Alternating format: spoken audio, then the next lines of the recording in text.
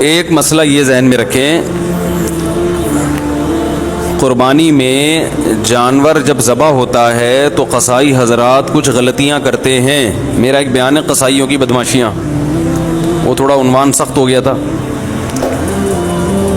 قصائی حضرات دو غلطیاں کرتے ہیں۔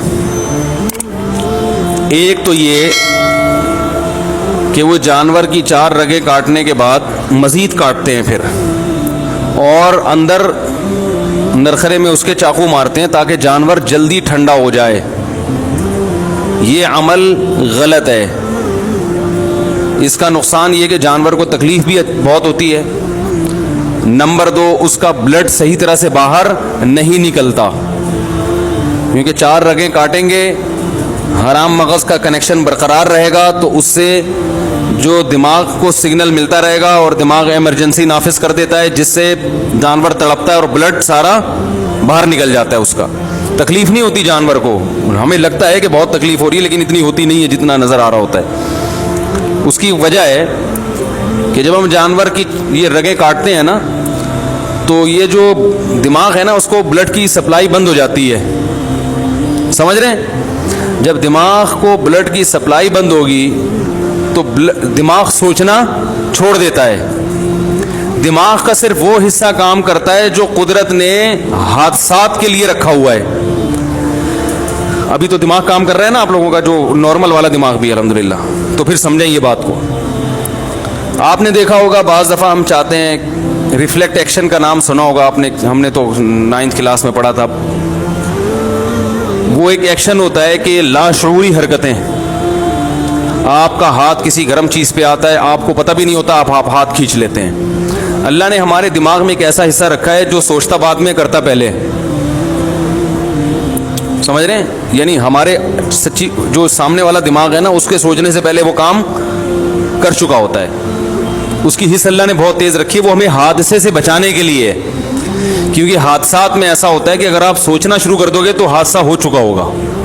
گرم چیز پہ ہاتھ آیا، کافی دیر کے بعد یہ استری کسی نے رکھ دی، کافی دیر کے بعد آپ کو محسوس ہوا تو اس وقت تو بھیڑا غرق ہو چکا ہوتا۔ آپ دیکھیں کوئی اچانک خوف زدہ چیز سامنے آتی، ہم ایک دم سے اچھل جاتے ہیں، حالانکہ ابھی نیت نہیں کی ہوتی اچھلنے کی، اچھل پہلے چکے ہوتے ہیں۔ جن بعد میں دیکھا ہوتا ہے ہم نے، اور پھر یہ تو بہت بعد میں پتہ چلتا ہے کہ یہ سچی مچی کا جن بھی نہیں ہے، یہ تو 1 ہفتے بعد پتہ چلتا ہے۔ تو بہت سی حرکتیں ہماری ایسی ہوتی ہیں۔ تو جانور میں بھی جب ہم 4 رگیں کاٹتے ہیں تو اس کا جو دماغ جو درد محسوس کرنے والا حصہ ہے نا، وہاں بلڈ کا سرکولیشن ختم، وہ سن ہو جاتا ہے۔ لیکن وہ حصہ جو ایمرجنسی نافذ کرنے والا ہے، وہ ایمرجنسی میں جو آرڈر دینے والا حصہ، وہ کام کرتا رہتا ہے، وہ حرام مغز کی وجہ سے اس کا کنیکشن باقی رہتا ہے۔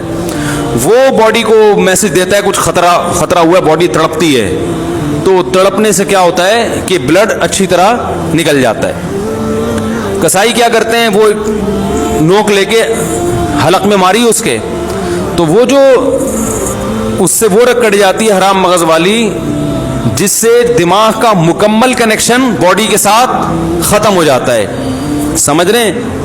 اس سے باڈی تڑپنا ختم کر دیتی ہے، بلڈ اچھی طرح سے جانور کا نکلتا نہیں ہے۔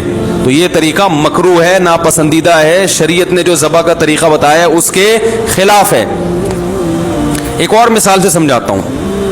دیکھو چھپکلی ہے نا، چھپکلی دیکھی ہوگی، اکثر جب ہم چھپکلی مارتے ہیں تو اس کی دم کٹ جاتی ہے، دم تڑپتی ہے، اس سے جان نکل رہی ہے، لیکن دم کو تکلیف ہوتی ہے؟ اس لیے نہیں ہوتی کہ اس کے پاس تکلیف محسوس کرنے کے لیے دماغ نہیں ہے۔ اور جو دماغ جہاں ہے نا چھپکلی کے، اس کو بھی تکلیف اس لیے نہیں ہوتی کہ اس کے پاس اب دم نہیں رہی ہے۔ ارے تکلیف تو گزر رہی ہے دم پہ نا، دم پہ تکلیف گزر رہی ہے، خوب تڑپ رہی ہے، لیکن دماغ جو اس تکلیف کو محسوس کرتا، وہ اس لیے محسوس نہیں کرتا کہ جس پہ تکلیف گزر رہی ہے وہ اب دماغ کے پاس ہے نہیں، اس کا دماغ سے کنیکشن ختم ہو چکا ہے۔ تو وہ تڑپ تو رہی ہوتی ہے چھپکلی کی دم، یوں اس پہ جان نکل رہی ہے تو وہ خوب تڑپ رہی ہے، لیکن نہ دم کو تکلیف نہ چھپکلی کو تکلیف۔ چھپکلی کو صرف اس حصے پہ تکلیف ہوتی ہے جہاں کٹ لگا ہوا ہے، اس کا کنیکشن ابھی چھپکلی سے باقی ہے۔ وہ جو دم کے یوں کلابازیاں کھا رہی ہیں، اسے ترس تو بہت آئے گا، بہت ترس آئے گا، ہائے بیچاری کی دم، ہائے بیچاری دم کے ساتھ کیا ہوا.